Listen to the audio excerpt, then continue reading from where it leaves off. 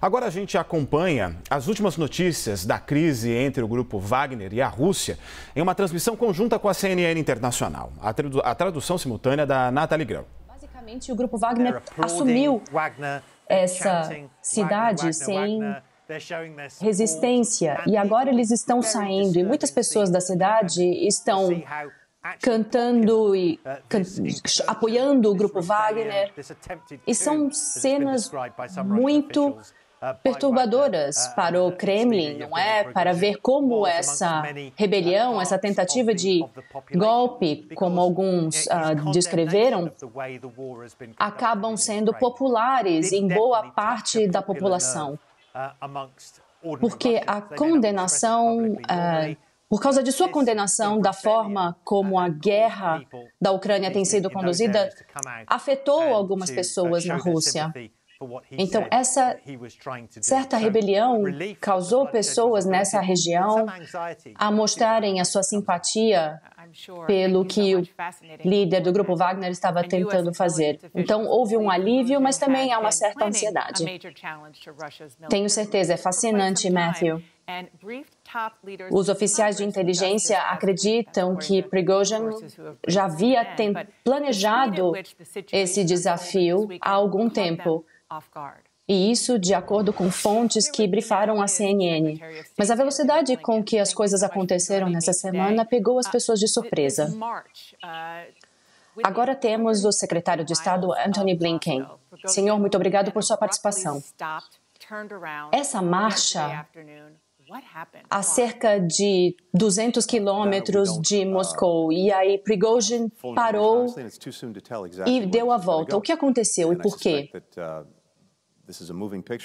Dana, não temos muitas informações, realmente é muito cedo para dizer o que vai acontecer. E eu imagino que isso é uma situação em andamento. Mas o que podemos dizer é que, em primeiro lugar, é que vimos que o que vimos foi extraordinário.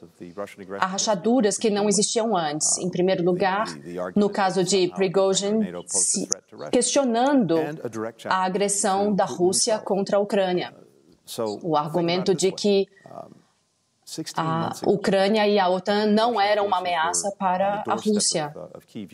Então, precisamos observar o seguinte: 16 meses atrás, as forças russas estavam na porta de Kiev, achando que iam tomar a cidade em dias, e agora eles precisam focar em defender Moscou, a capital da Rússia, contra mercenários do próprio Vladimir Putin. Então, isso levanta uma série de questões que serão respondidas, acredito, nos próximos dias e semanas.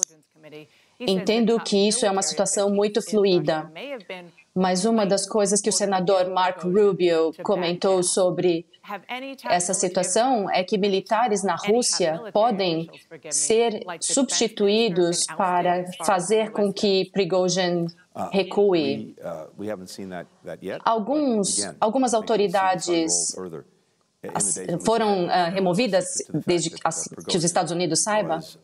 Não recebemos essas informações até o momento, mas veremos esse desenrolar nas próximas semanas e meses. Não é segredo que Prigozhin era um crítico da liderança militar russa, do ministro da Defesa e do chefe das Forças Armadas. Então, como isso vai se desenrolar em termos de cargos ainda precisa ser visto. Precisamos focar na Ucrânia e garantir que a Ucrânia continue a ter o que precisa para defender seu território. E também estamos focando em manter a unidade que tem sido uma marca do sucesso da Ucrânia até hoje. O presidente reuniu o Gabinete de Segurança, mas também os aliados, instruiu a todos para que todos estejam coordenados e mantendo o foco onde precisa estar, na Ucrânia, para recuperar o território que os russos tomaram. Eu entendo isso, mas para falar de Vladimir Putin, o senhor acredita que esse é o fim, o começo do fim para ele? Eu não quero especular sobre isso. Em primeiro lugar, essa é uma questão interna para a Rússia, mas o que temos visto é o seguinte: vimos essa agressão contra a Ucrânia se tornar um fracasso estratégico. A Rússia está mais fraca economicamente, militarmente. Sua posição no mundo caiu muito. E isso uniu e fortaleceu a OTAN com novos membros, inclusive. Isso alienou a Rússia e criou o apoio à Ucrânia. E isso é um capítulo muito ruim que Putin está escrevendo para a Rússia. E o que é chocante é que isso é interno. Isso está acontecendo de dentro. Alguém questionando a autoridade diretamente de Putin, questionando os motivos da agressão contra a Ucrânia. Isso em si é algo muito poderoso, cria rachaduras, e para onde isso vai é muito cedo para dizer ainda, mas isso claramente levanta questões que Putin vai ter de lidar. O senhor falou sobre a Ucrânia lançou contra-ataques simultâneos contra frontes russas enquanto tudo isso estava acontecendo. Qual o seu entendimento, a sua leitura do que está acontecendo na Ucrânia? E será que eles vão conseguir aproveitar esse caos no campo de batalha? O quanto os Estados Unidos e os aliados da OTAN estão apoiando isso? Bem, ainda é cedo para uma contraofensiva. Isso vai acontecer nas próximas semanas ou meses. Os ucranianos têm hoje o que precisam para ter sucesso. É claro que é desafiador, é um terreno duro. Os russos colocaram muitas defesas nos últimos meses em antecipação a esse contra-ataque, mas isso está progredindo. E a Rússia agora está distraída. Vladimir Putin tem que se preocupar com o que está acontecendo interno e também com o que está tentando fazer sem êxito na Ucrânia. Acho que isso cria uma vantagem adicional para os ucranianos. Mas, independentemente disso, eles têm um plano claro e são resilientes. O primeiro-ministro disse que é hora dos Estados Unidos para colocar o pé no acelerador e dar tudo o que a Ucrânia precisa. Bem, eu conversei com meu homólogo ontem, nós falamos regularmente e nós temos trabalhado para que os ucranianos tenham o que precisam para fazer o que seja necessário no campo.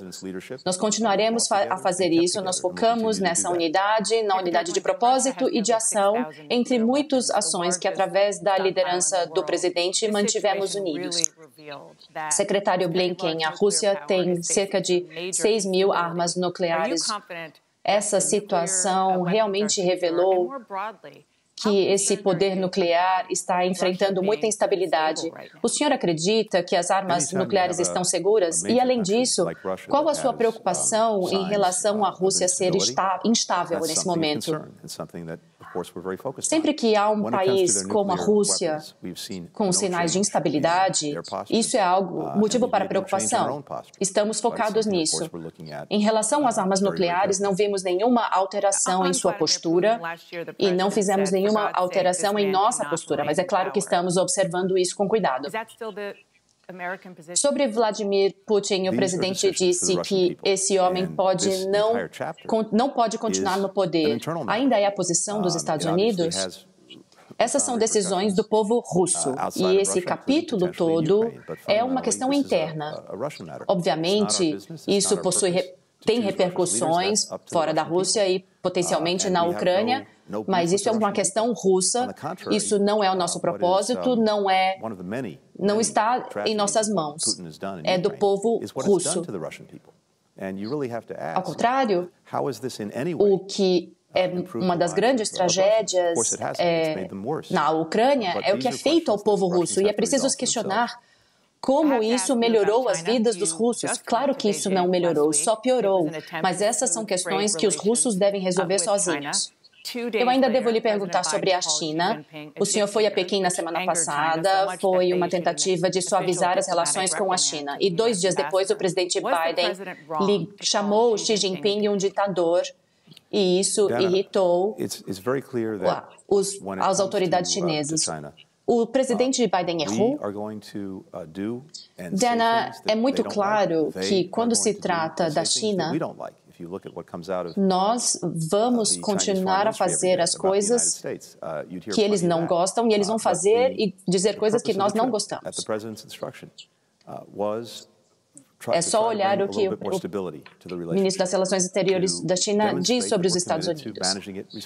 Mas o propósito da viagem foi trazer mais estabilidade para a relação, demonstrar que estamos comprometidos a lidar com responsabilidade. E essa é uma expectativa que temos. E queremos lidar diretamente sobre nossas diferenças. Não há segredo dessas diferenças, não há segredo sobre as preocupações que temos em relação à democracia, direitos humanos e algumas ações que a China promove no mundo todo.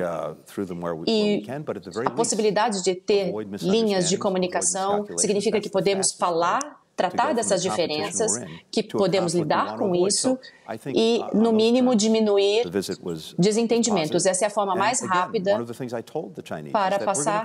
para evitar um conflito. Então, acho que, nesse sentido, a visita foi positiva.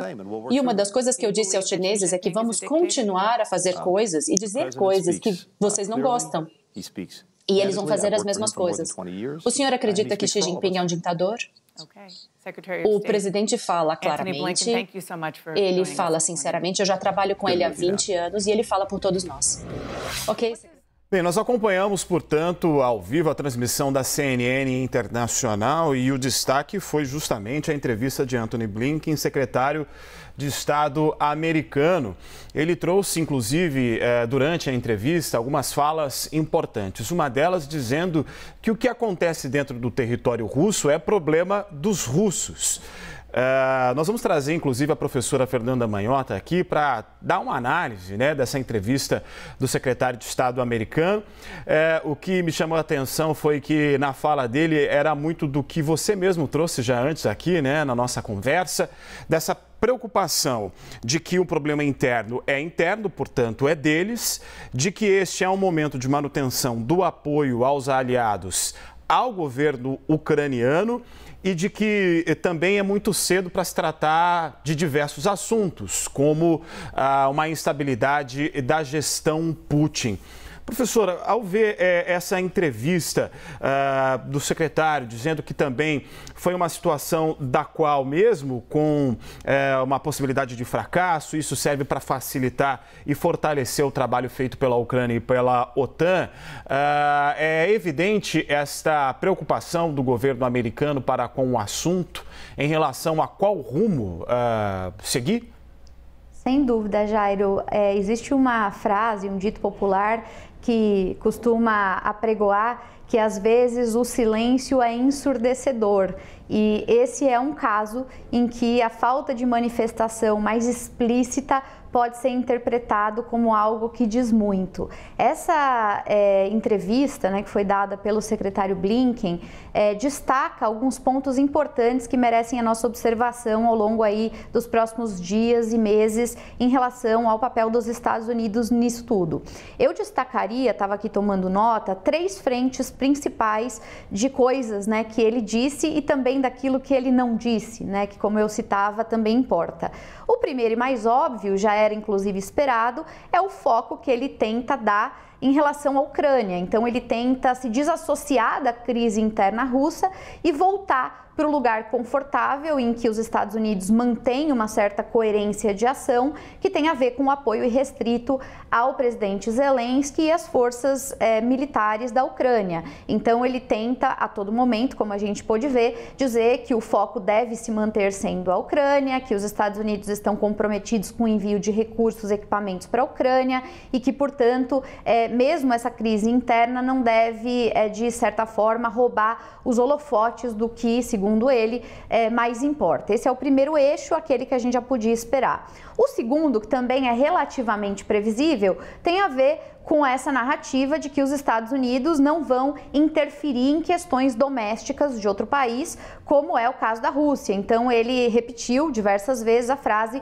de que o que acontece internamente na Rússia é um problema dos russos. É claro que nesse capítulo a gente pode abrir uma grande nota de rodapé para dizer que no passado, em diversas circunstâncias, nós sabemos de articulações que foram lideradas por diferentes governos dos Estados Unidos para apoiar forças dissidentes em outros países e, portanto, estimular levantes bem-sucedidos, em muitos casos, contra o poder estabelecido. Então, é claro que, para além do que o secretário Blinken fala do ponto de vista oficial, que é o que o direito internacional e as boas práticas pede, né, de que um país soberano não interfira em outro país soberano, a gente pode, nesse caso, olhar com certo ceticismo e até com certa desconfiança, porque é claro que interessa aos Estados Unidos que a Rússia se fragilize domesticamente. Aí entra o terceiro elemento, que esse sim me chamou muito a atenção. Perceba que durante toda a entrevista, o secretário Blinken fala muito sobre a Ucrânia, fala muito sobre a Rússia, até responde perguntas difíceis sobre o Putin, mas ele evita falar sobre o grupo Wagner em particular. E ele evita falar sobre o grupo Wagner em particular porque, veja, nesse momento, o grupo Wagner é uma grande ambiguidade para o governo americano. Por um lado, ele foi o responsável por justamente criar a oportunidade de fragilização do governo Putin. Então, ele acaba sendo visto como uma força bem-vinda para o Ocidente, para a OTAN e tal. Por outro lado, o grupo Wagner está longe de ser um aliado americano. É bom lembrar que, inclusive, a liderança do grupo Wagner e vários membros associados ao grupo Wagner estão já, pelo menos desde 2018, sob severas sanções nos Estados Unidos. Eles foram enquadrados por conta do apoio que eles ofereceram a uma instituição russa, né, chamada Internet Research Agency, a sigla é IRA, né, como propagadores de fake news e criadores de desinformação e propaganda na época da eleição americana de 2016 do presidente Trump. Então, naquela investigação que começou nos Estados Unidos e que, enfim, já puniu um monte de gente, o grupo Wagner aparece como uma força anti-americana. Então, para os Estados Unidos, nesse momento, a situação é escorregadia, como já foi escorregadia em outros momentos, né? A gente sempre cita o emblemático caso da Al-Qaeda, que virou quase anedótico, né? Em um primeiro momento lá na guerra do Afeganistão no contexto soviético, era aliado americano. Depois, anos mais tarde, se transformou em um dos principais desafios de segurança pós 11 de setembro e até hoje no Oriente Médio. O grupo Wagner, nesse momento, está em uma situação de relativa ambiguidade também. Então, se por um lado tem sido a força propulsora da crise interna de Putin e o seu principal desafio em 20 anos, o que agrada aos americanos, de certa maneira, e ainda que o secretário Blinken não vá falar isso publicamente, por outro lado, é também visto como fonte de instabilidade. E aí, Jair, eu acho que a pergunta que a gente tem que deixar muito presente depois dessa fala do Blinken é a seguinte: ruim com Putin, pior sem ele? Eu diria que é isso que os americanos estão se perguntando, assim como os aliados, porque Putin, para também usar um outro termo muito popular, é aquele demônio que o Ocidente conhece, né? Mas muitas vezes eles se sentem preocupados e, enfim, também vulnerabilizados na medida em que podem ser levados a conhecer um outro demônio, um outro diabo, que esse talvez eles desconheçam. Ficou bem claro que existe essa preocupação. Então, eu diria que esses são os contextos dos ditos e não ditos aí da fala do Blinken, Jairo. Fernanda, muito obrigado pela sua análise. Importante, inclusive, essa luz que você jogou sobre o silêncio em relação a esse tema na parte da entrevista, do qual nós vamos explorar ao longo das nossas conversas aqui nessa manhã.